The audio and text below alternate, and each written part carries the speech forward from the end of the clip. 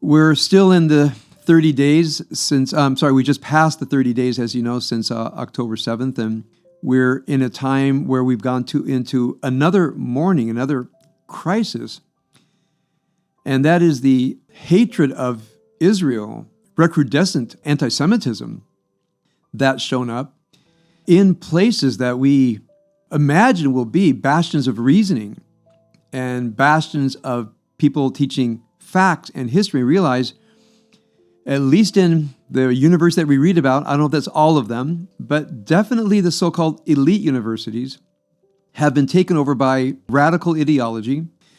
We're seeing it in many parts of our society where what I'm going to call the values that our country is based on, the values that our university is based on, are just flouted. And as you know, I've been doing some real soul searching on how this has happened. I want to be talking about that for the next few weeks. First of all, I've had conversations, and I want all of you to be prepared for what I'm hearing from people. The main things I'm hearing, first of all, is the conduct of the war. So we have a black neighbor, and he bumped into each other, and he mentioned the war and too many civilian casualties, and ought there not be a ceasefire? One thing that I brought out was try to imagine the Civil War. And if you know the end of the Civil War, 1864 and 1865, for example, Sherman's march to the sea, he goes straight through Georgia, straight through Atlanta, and leaves a path of devastation behind him. And I asked, what if the South had said ceasefire? And all of Lincoln's armies would have stopped in place because the people in the South were suffering. But by ceasefire, they meant keep slavery still there, keep the Confederate government there so that they could reorganize themselves, join the fight again, and hopefully kill enough Union soldiers that the Union would, just pull out and slavery would continue to exist as an institution. And now the question is, if you were President Lincoln, would you have said, let's have a ceasefire because the South is suffering too much? Now, as you can imagine, to a black American, the idea to stop a war because the South was suffering, there's a profound level of absurdity to that kind of a question. One could properly say, if the South cared about human suffering, they could have dealt with that decades ago and freed the slaves. Clearly, they didn't care about human suffering. The Confederacy cared about staying in power. Once one has an analogy like that, or again, the analogy of Imperial Japan in its genocidal rampage throughout Southeast Asia, the genocidal Nazi government, and this person actually knew history, and I said, what would you have recommended that President Roosevelt and President Truman do? Offer a ceasefire? And let these depraved, genocidal psychopaths, truly, to stay in power. The person says, and the person admitted, I know history, I know what you're talking about. And he says, the optics are terrible. And that's one thing that we all have to acknowledge. People today, I'm going to say especially the young generation, it's a generation of TikTok and Instagram and Facebook, remember, which began as a Facebook. So people look at images and their hearts go after images. You know an interesting thing that I read? During the apartheid regime in South Africa, when the apartheid regime outlawed photography by foreign journalists, the coverage of the rebellion against a regime fell. If they didn't have photographs, people cared less. So now, when you look at what's happening in Gaza, when you look at the skyline of Gaza, people say Gaza's been carpet bombed. It hasn't. There are cameras showing the entire skyline of Gaza. And there's some neighborhoods that have been devastated because they hid bunkers. But Gaza has not been carpet bombed. Now, you would have to actually find one of those images that shows much of Gaza still intact. Clearly, there's been devastation. But then the question is, what has been attacked and why? And always remember, when you're talking to somebody who says there needs to be a ceasefire, you can always say, well, why doesn't Hamas just surrender?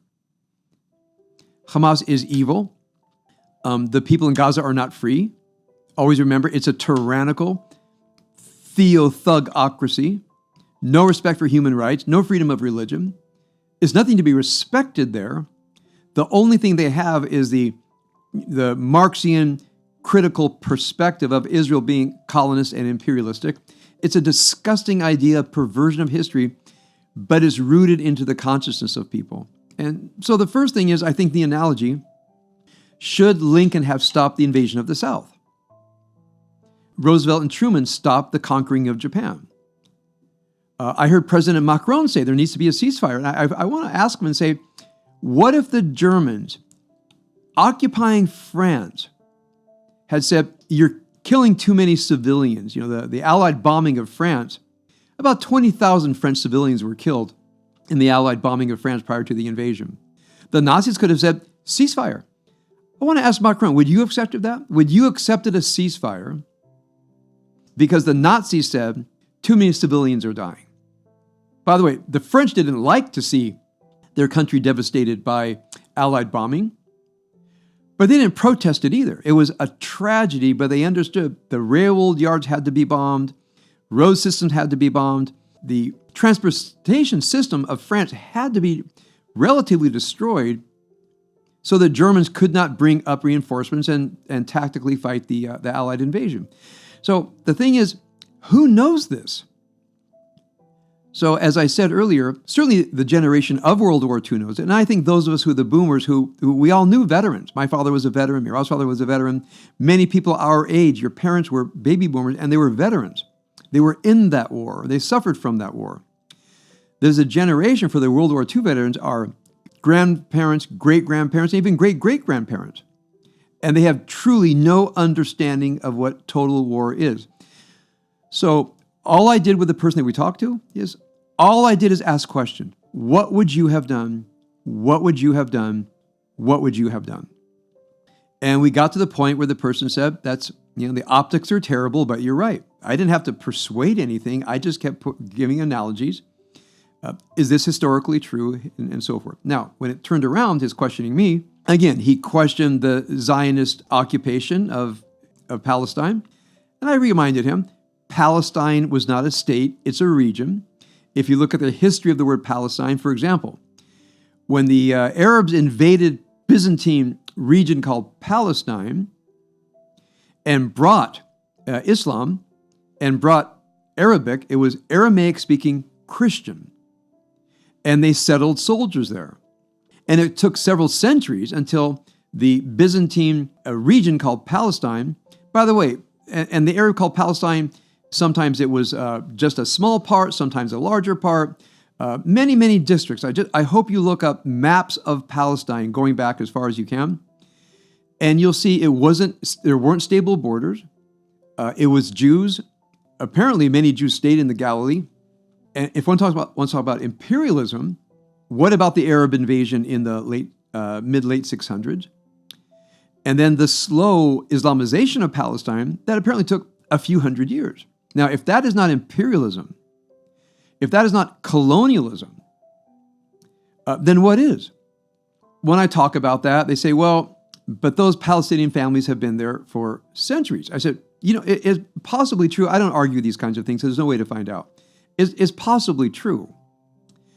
But they weren't Arab. They were in that Eastern Mediterranean region. They were Byzantium. They didn't come from the Arabian Peninsula. If they did come from the Arabian Peninsula, that's colonization. If the descendants of those original inhabitants, very likely they were forced to convert. Again, we don't know, but we do know there were forced conversions under Islam. Aramaic was their native language. It became Arabic. So when one simply points these things out, people say yes, and if one goes back to the original inhabitants, before the Romans, it was the Judeans. Before that, we can go back to the Canaanites. I don't know if they have a voice in this argument, but very slowly pointing these things out. And of course, the three things that I mentioned last time that you really need to memorize. The Turks opened themselves up to Jewish immigration. That's what the Turks did. The British allowed Zionist immigration in the second and third Aliyah. It's the United Nations that divided Palestine, partitioned Palestine. It was the Arabs who rejected the partition and wanted to ethnically cleanse Israel, the Jews, out of Palestine, the Jews simply fought back. And again, I posited the question. The Turks permitted immigration. The British permitted immigration. The UN gave the partition. They didn't accept the partition, and if I were an Arab, maybe I wouldn't have either. But they made the mistake of losing a war. And the person said, yeah, I get it. They declared a war and they lost the war. I said, what should the Jews have done? Win the war and go home? Just flee back to where they came from? And then I said to him, do you know where the majority of the population of Israel came from? Not Ashkenazi Jews. The person had no idea. I said, Israel was filled up by Jews expelled from Middle East, from North African Middle East countries called MENA, Middle East, North Africa. They expelled their Jews who went to Israel. I said, now I don't quite understand this. Why Middle Eastern, North African Islamic countries would expel Jews to fill up Israel. I said, I don't understand the wisdom of that, but they were not from Ashkenaz.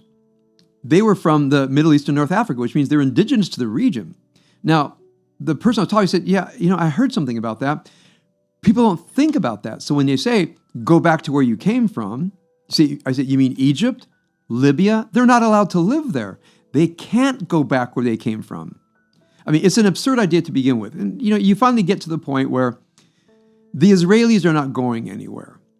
When I hear these college students say, free Palestine from the river to the sea, I say, what if the Jews don't want to go? Then what? And I saw an interview where a couple of young women from Ohio State said, well, then they should just push them out. And what I realize is, and it makes me very sad, they just have no idea what war is, which means a university student can sit in America and say, no, they should just be pushed out. And then unleash a war, which is the war we're having now. And so whenever anybody says Palestine free, what they're saying is war. And I think that's one thing we should remind people. I think my screen froze. Sorry about that. When people say these things, they're choosing war, and they don't have to pay the price for the war. There's no amount of protesting that is going to make Israelis not defend themselves. No amount of protesting. Now, the question we have before us right now is, of course, the Israeli invasion. And I saw a clip today from The Viewpoint, Hillary Clinton, and Hillary Clinton said, no ceasefire. She says, you don't understand who these people are. They are evil. A ceasefire plays right into them. Bernie Sanders said the same thing. But what do Hillary Clinton and Bernie Sanders have in common? They're of an age where their parents were alive during the Second World War. They know of total war. Why are young people in colleges, universities, and our society are so susceptible to this? This is going to sound a little bit strange to you, but because of our system of government that forbids the government sponsoring a religion, the so-called separation of church and state, that it's not mentioned in the Constitution, but it's effectively our doctrine. Look where our attention has gone. A Christmas tree at a pageant, a statue of Moses near a courthouse, renderings of the Ten Commandments on some kind of public park. And that has incurred the ire of those who want to preserve a separation between church and state. What our Constitution can never predict is that a radical ideology could become a religion. And I want to share with you, when I had my undergraduate and graduate studies in religion, one thing was made clear to us. A religion isn't only one of the so-called 3 great Western religions or the 5 religions. When I told people I was studying religion, they said, oh, comparative religion. I said, no, theory of religion. They said, what do you mean by theory of religion? And this is one thing that I learned as an undergraduate, as maybe a sophomore or junior in college. A religion has a belief system that cannot be empirically demonstrated. There's typically a prophet. There's some kind of scripture. There's a view of the human condition, a view of history, oftentimes an eschatology and end of times. So as we try to construct what are the kinds of things that inform a religion, especially a Western religion, Marxism is a religion. Now, I remember when we were studying religion and I realized this, that religion called Marxism. Now, why do I say religion? It's a belief system that cannot be empirically proven and therefore not be empirically disproven. So the person I was talking to today that I mentioned earlier mentioned Israel's the oppressor and the Gazans are the oppressed. I said, well, what if we just go to Gaza? Which is functionally independent. There's no Israelis ruling Gaza. Who's the oppressor and who's the oppressed? It can't be Israel. And we talked about the critical race theory. I said, who's the oppressor in China? Who's the oppressor in the various African states? And as we talked, I think I showed him the utter paucity of the idea that the world is divided into oppressors and oppressed. And I asked the person I was talking to, I said, do you own a business or you work for somebody? He says, both. I said, well, which are you? Because if you own the business, you're an oppressor. And if you work for somebody, you're the oppressed. This is from Marx. This idea, some call it a theory. Remember, you hear of critical theory. When you hear the term theory, or with a capital T, it means this religion called Marxism that operates under the guise of critical. So critical theory means Marxism. Now remember, why critical? I want to remind you this. Critique in German means to understand the inner workings of something. So Kant's book was the Critique of Pure Reason, how it is we understand reality purely in the function of the mind, categories of perception, logic, and so forth. He had a critique of practical reasoning, which is how we reason morally. You have, of course, in the Greeks, we have, for example, literary criticism. Now, what does critique mean? Trying to understand how things work in a way undercover. So how does a piece of art work? I don't know if Rembrandt painted according to a theory. I don't think admirers of art have a theory, but the literary critic wants to come and understand what makes something beautiful. So critique means understanding how things work. Now, that's a great idea, to understand the inner workings of something that are not obvious to the average person who has not developed expertise. But Marxian critique created a system that is as preposterous as it is staunchly defended by people. Now, I know Marxism well, and whenever I talk to a person who mentions capitalism, I say, can you define capitalism? And they basically come down to a profit incentive. I said, profit incentive has been with us for all humanity. I said, well, greed. I said, I'm so sorry, but that's not how Marx defines capitalism. It's not greed. It's not corporations. That has nothing to do with what Marx said capitalism is. Capitalism is a relationship between the owners of the means of production and the workers. It's their relationship.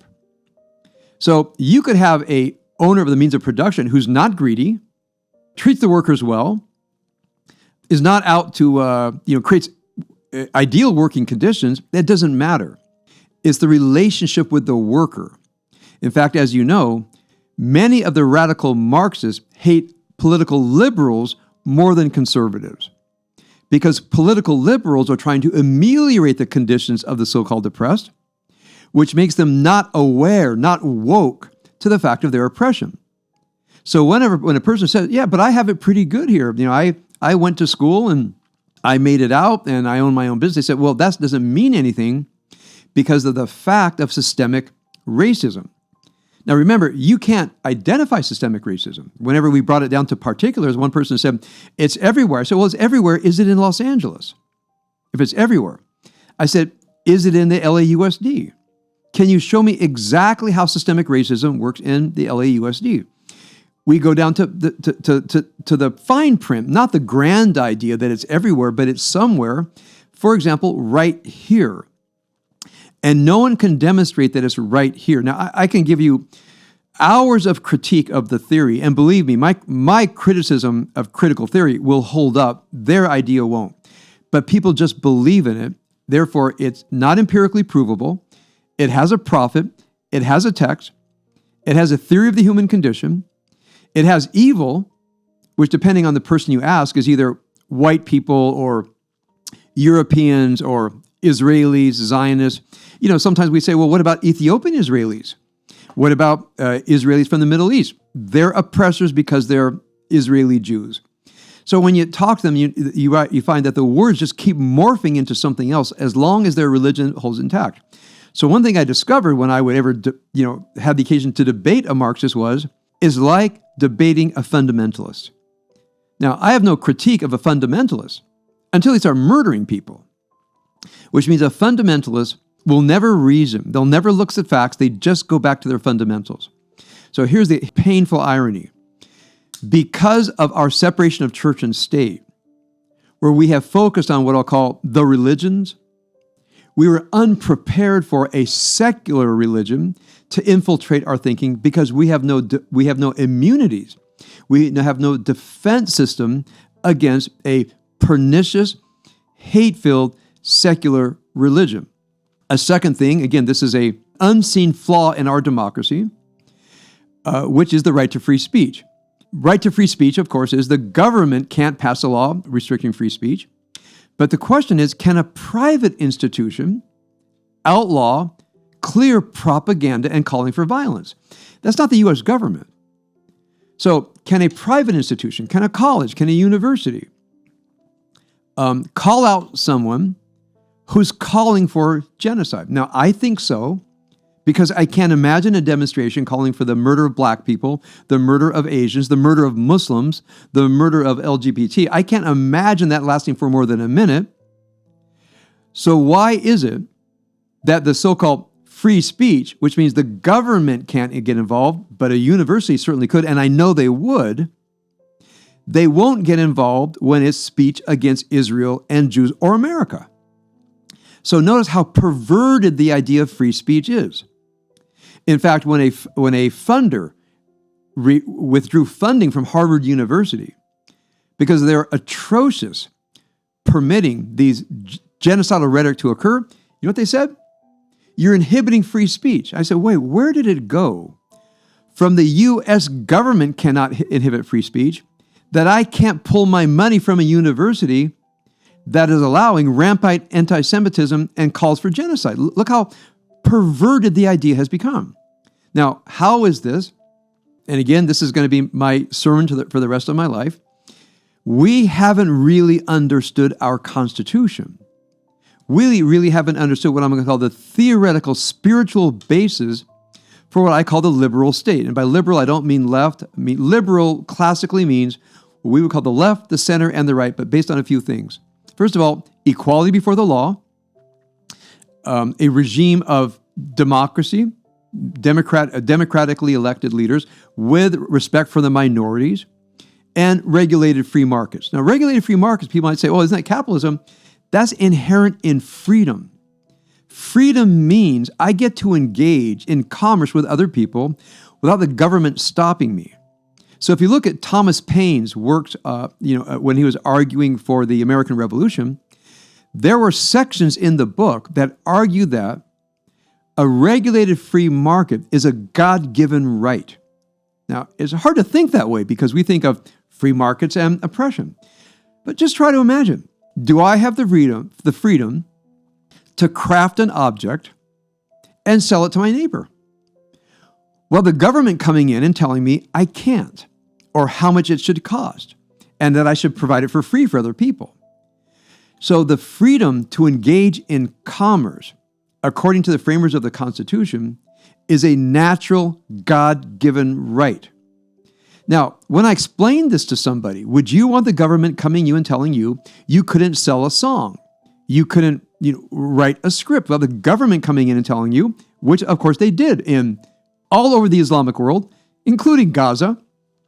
In every oppressive tyranny, the government restricted commerce and restricted the free expression of ideas, saying that everything had to be brought together. This is fascism. Fasces is the Latin word for a bundle to be brought together.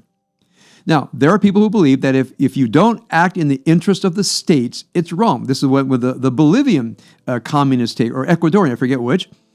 The idea was if you're not pulling together for the state, which means the idea of what I'm going to call a Marxian takeover, then we can make laws against you. Now try to imagine that everybody in America had to pull together to fulfill a political vision of a small elite group of people, and if you didn't, you could be put in jail. Well, we know that's tyranny. We know that that's fascism.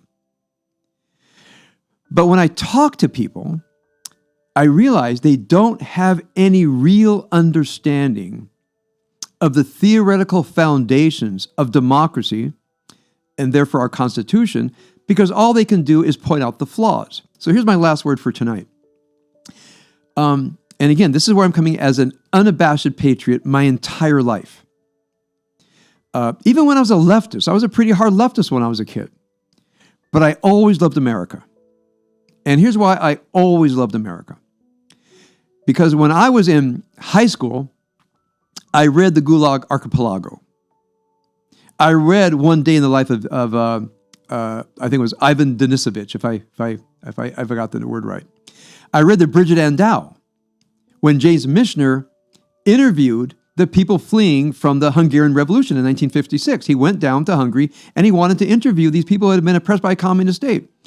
So I read this stuff when I was a kid, and I realized, it was even hard for me to say this as a leftist living in Southern California, communism is evil. It's not democracy. It's not fairness. It's oppression of people through murder, through imprisonment. And when I would say this to the older radicals, they would say, yeah, well, communism has never been practiced purely. I said, I'm not talking about that. They call themselves communists. Now, so that was the Vietnam War time. I said, look, it's clearly that's not going well, but, I would mention the Korean War. And what is interesting? Here I am, a ninth grader, talking to people in college about the Korean War, and they knew nothing about it. All they knew it was the Vietnam War. And, I had this knowledge that Marxism and communism were evil because I was a well-read teenager. So when I joined the Marines, by the way, my graduation from boot camp is by the way, Leonard Cohen's yard site, November 7th, 1973 was when I graduated from boot camp. So I think about it on this day. One reason I joined the Marines, again, this is idealism of youth. I said, we leftists, I at the time, should join the military. And if we don't think our American military runs by our nation's values, why don't we all join up and let's make sure that it is run by our values? You can imagine how flat that went. The idea that it's our military and we all avoid serving, we leftists, let's all join up. And so I thought to myself, well, if I think everybody should, I should. I was the kind of 18-year-old kid that it was a good idea, I should be first. So all these people who say, we have to reserve, set-asides for minority involvement in universities, I hear conservative people say, well, give up yours. Why don't you disenroll? I doubt that is a rhetorical truth. But I want to say to you, for one reason or another, and this is the passion I want to share with you.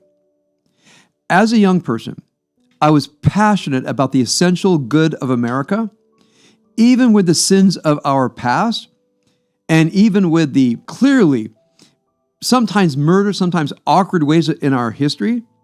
There's been a constant trajectory toward a future of standing up to our values. No other country is like our country with what we're weighted down by and how we've transcended our past into the future. Now, if you want to read about this, read Bill Bennett's History of the United States, countering Howard Zinn's, I think, rather ugly book, Bill Bennett, 2-volume history. You'll really see what America meant to me. Now, when I try to talk to someone about what America means, they've never heard of it, or it sounds old fogey, or it sounds completely contrary to what people know, because of the constant education of our children. This is what I call the Howard Zinn. If you know that very ugly book, The People's History of America, he means a Marxian critique of America that poisons people from studying the history of the greatest force of good in human history.